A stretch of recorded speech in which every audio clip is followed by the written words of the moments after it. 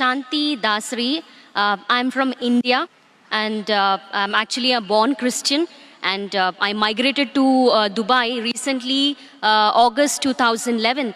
And I happened to, I came to know about Islam.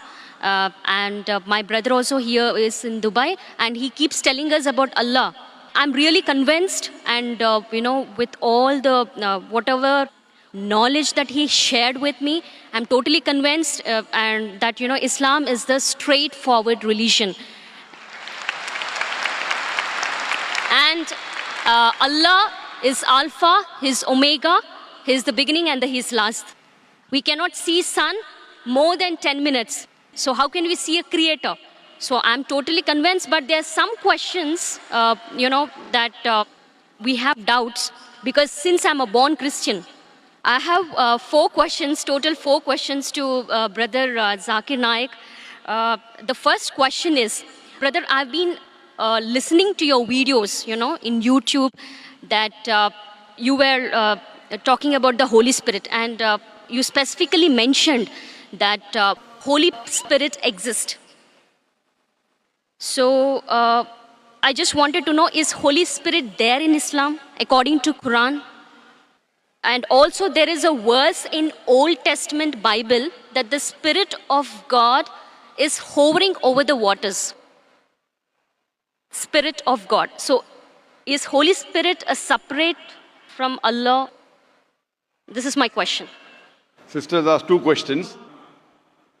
Question number 1 is that there is Holy Spirit. What is the meaning and who is this Holy Spirit as per the Quran, as per Islam, as compared to Christianity? And the Bible does say that the Spirit of God hovers above the water. What does it mean? Is the Holy Spirit separate than God? Sister, we asked 2 questions. If I answer these 2 questions, will you accept Islam? I have totally 4 questions. So okay, so you want me to answer the first 2 and then you'll ask the next 2 questions? No, yeah, absolutely. I'm 70%, I'm convinced, whatever knowledge that my brother shared with me, and I've been watching your videos, I'm 70% convinced. I'm being very honest and very transparent. So inshallah, if the 4 questions are answered, yes, if you're convinced 100%, you'll accept Islam? Inshallah, I will accept Islam.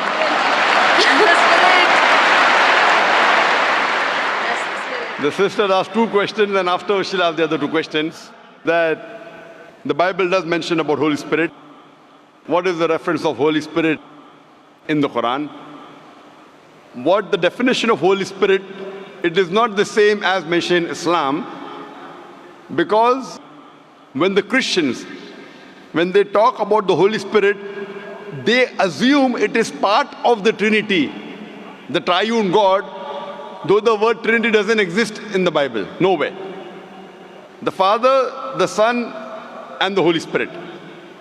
When they say Father, they think about Almighty God, like a Santa Claus sitting in the heavens with the earth at the footstool.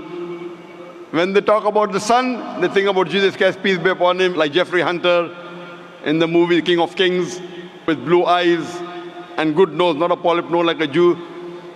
When they talk about the Holy Spirit, they think about dove that came in Pentecost, or when Jesus Christ was being baptized. What is the Spirit that's mentioned in the Quran? What I believe is Quran talks about Archangel Gabriel. You are one of the angels sent by Allah subhanahu wa ta'ala, and one of his roles was to get the revelation to Muhammad sallallahu alaihi wasallam. And many other roles he has got. So we believe in the Archangel. So like that, if you say that there is a Spirit, we have no problem. But he's not part of the triune God. And both are separate. The angel, the Archangel Gabriel is separate than Allah subhanahu wa ta'ala. And the Spirit even mentioned in the Bible is separate than Allah subhanahu wa ta'ala. They aren't joined. This is the teaching of the church. Because the word Trinity doesn't exist anywhere in the Bible. But if you read the Quran, the Trinity is mentioned twice in the Quran. In Surah Nisa, chapter number 4, verse number 171, where it says, وَلَا تَقُولُوا ثَلَاثَةً. Don't say Trinity. إِنْتَوْ خَيْرٌ لَكُمْ. This says, stop, it's better for you. So Quran says, وَلَا تَقُولُوا ثَلَاثَةً. Don't say Trinity. And the same message is repeated in Surah Ma'idah, chapter number 5, verse number 73. It says, لَقَدْ كَفَّرَ الَّذِينَ قَالُوا. They are doing kufr those who say that God is three in one. So the word Trinity appears in the Quran twice, and both the places it says it is wrong to use the word Trinity. And in the Quran, it is mentioned that don't say Trinity, but the word Trinity doesn't exist in the Bible. The closest verse to Trinity in the Bible is the first epistle of John, chapter number 5, verse number 7, which says, "For there are three that bear record in heaven, the Father, the Son, and the Holy Spirit. And these three are one." So this verse, if you read the Revised Standard Version of the Bible, revised by Thaidu scholars of the highest eminence, Christian scholars, they say that this verse of first epistle of John, chapter number 5, verse number 7, is an interpolation, is a fabrication, is a concoction, and they've thrown this verse out of the Bible. So the verse in the Bible that was not talking directly about Trinity, but the closest to Trinity, is thrown out by the scholars of Christianity as a fabrication, as a concoction. So but naturally the Spirit and Almighty God, they're two different entities. They're not the same. And in the Quran it talks about Archangel Gabriel. He is the angel of Allah subhanahu wa ta'ala. Hope that answers the question, sister. Yes, brother. I would like to know your other two questions. Yeah, my third question is, which is related to Holy Spirit only. All the prophets, all the man of God, like Prophet Abraham, Prophet Isaac, and Prophet Moses, peace be upon them, all the prophets, they used to intercede with Allah. They used to interact with Allah. So to interact with Allah, because they are all the chosen ones, they must be gifted by some strength. It might be the grace of God. So it is a power. There is that some power so that they are able to interact with Allah. So what is that power? So what is my understanding? I mean, what was my understanding all these days was, with the help of Holy Spirit, all the prophets were interceding with Allah. Is that true? Sister asked the question that the messengers of Allah subhanahu wa ta'ala intercede with Almighty God. Then she said interaction with Almighty God. Sister, the English word intercede and interaction are two different things. So is your question intercede or interaction? Intercedes. Intercede means that someone intercedes on somebody else's behalf. Someone intercedes on somebody else's behalf. Now this you have to realize that when you speak to Allah subhanahu wa ta'ala, Allah subhanahu wa ta'ala does not need anyone to intercede. The Quran says in Surah Ghafir, chapter number 40, verse number 60, you ask me and I will answer your prayer. Allah subhanahu wa ta'ala does not require anyone to intercede with him. Why? And people give the example that, when you go in a court of law, when you're presenting your case to the judge, you hire lawyers. So like that, the messengers of God are our lawyers. This is okay and logical for a judge who is a human being, because the judge does not know who is the criminal, who is the robber. So the lawyer helps the judge to understand who is a criminal, who is a robber, who is not. But Allah subhanahu wa ta'ala has ilm ghaib. He does not require anyone to prove to him who is good, who is bad. So it is wrong to say intercede. Yes, someone can pray. A messenger can pray for other human beings. And Allah says in the Quran that Allah subhanahu wa ta'ala does not require any intercession except who He wills on the Day of Judgment. So on the Day of Judgment, Allah says He will give permission to certain people to intercede. And there are hadith saying that this special favor will be given to Prophet Muhammad, peace be upon him. So what we know from the history of all the other scriptures, as well as the Quran, as well as the hadith, that the messengers of God, they interacted with Allah subhanahu wa ta'ala. They prayed for others. But if we use the Prophet to intercede, that means if I pray that if I go through this Prophet, following the commandments of Prophet is good. But if I pray to somebody else besides Allah subhanahu wa ta'ala, that's what many of the human beings do. They pray to human beings saying they are closer to Almighty God. So if we pray through Him, God will accept our prayer faster and better. This is wrong. We have to pray to Allah subhanahu wa ta'ala directly. These prophets of God, they are messengers Yes, they have special powers. They have special powers. They can speak to Allah subhanahu wa ta'ala. And Allah subhanahu wa ta'ala chooses certain men amongst men, chooses certain men to communicate his message to the other human beings. These chosen people of Almighty God, we call as prophets or we call as messengers of God.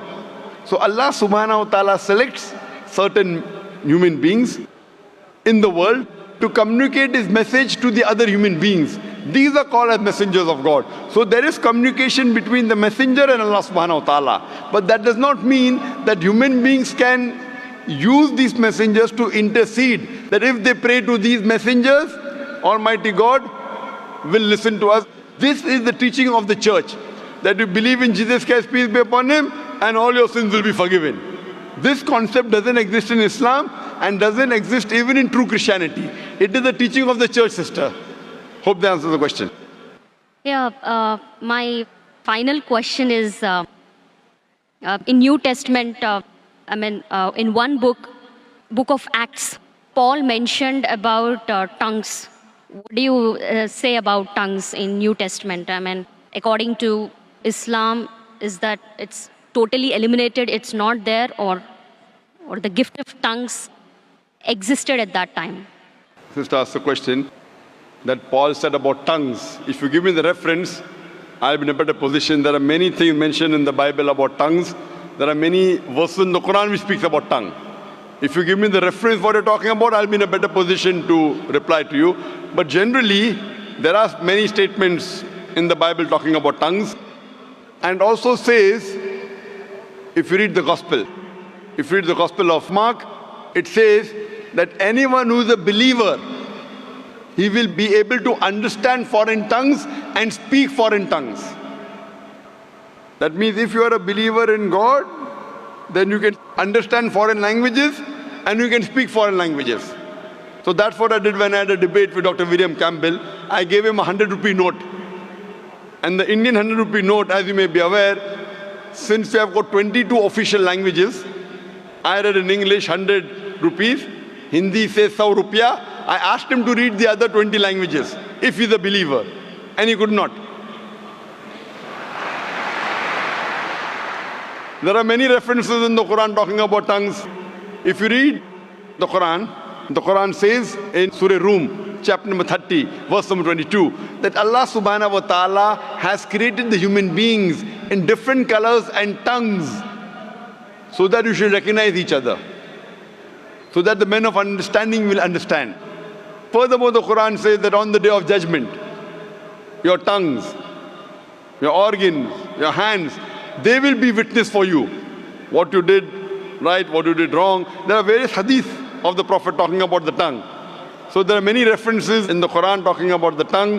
There are many references in the Bible that talk about tongue and how to test a believer. Hope that answers the question, sister. Thank you. And my final question. Okay, I have a Muslim friend and he suggested me to read Bible Old Testament. Okay, he specifically mentioned to go through the Old Testament in Bible, and then he said read Quran.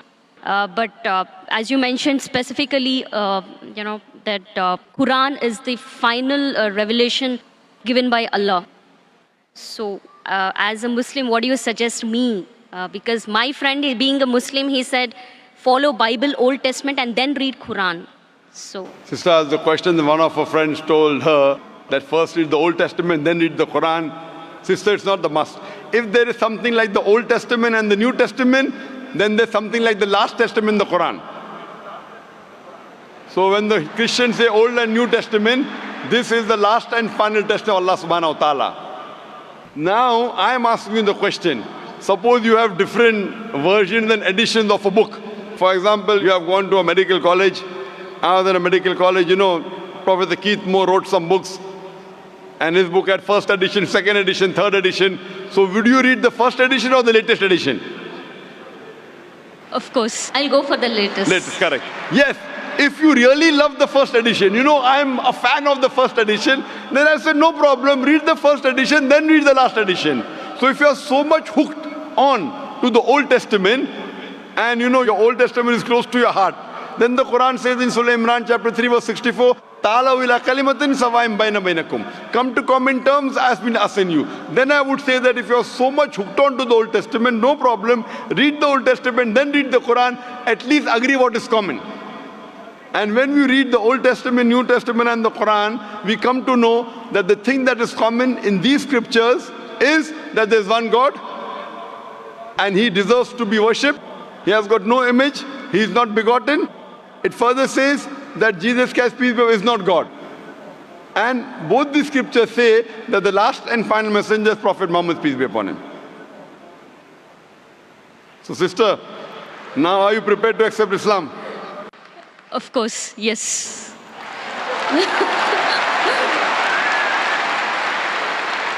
Sister, do you believe that there is one God? Yes, I believe there is only one God. Do you believe that Jesus is not God but is a messenger of God? Yes, I believe Jesus is a messenger. Do you believe Prophet Muhammad is the last and final messenger? Yes, I believe Prophet Muhammad is the last and the final messenger. Sister, is there anyone forcing you to accept Islam? Sorry? Is there anyone forcing you to accept Islam? No, nobody is forcing me. Are you accepting out of your free will? Yes. Because in Islam, to force anyone to accept Islam is haram. It's haram in the religion and it's haram, it's prohibited in most of the countries, I believe even in Dubai. To force anyone to accept a religion is forbidden. So you're accepting out of free will, sister. Yes, but that is the reason I asked you many questions. MashaAllah. Out of free will. I hope no one is bribing you. No. You know, because in India, when after many people accept Islam, the CID, the police go there and ask, how much dollars Dr. Zakir Naik give you? I tell them I have given them currency of the Akhirah. Currency of the Akhirah, and that's accepted. So inshallah, sister, I will say in Arabic and you can repeat it. Okay. Ashhadu Ashhadu Allah Allah ilaha ilaha illallah illallah wa ashhadu wa ashhadu anna anna Muhammadan Muhammadan abduhu abduhu wa rasuluhu. wa rasuluhu. I bear witness I bear witness that that there is no God there is no God but Allah, but Allah, and I bear witness and I bear witness that that Prophet Muhammad Prophet Muhammad is the messenger is the messenger and servant of Allah. and servant of Allah. MashaAllah, sister, you're a Muslim. And may Allah subhanahu wa ta'ala accept your effort. And I pray to Allah subhanahu wa ta'ala that to guide you further.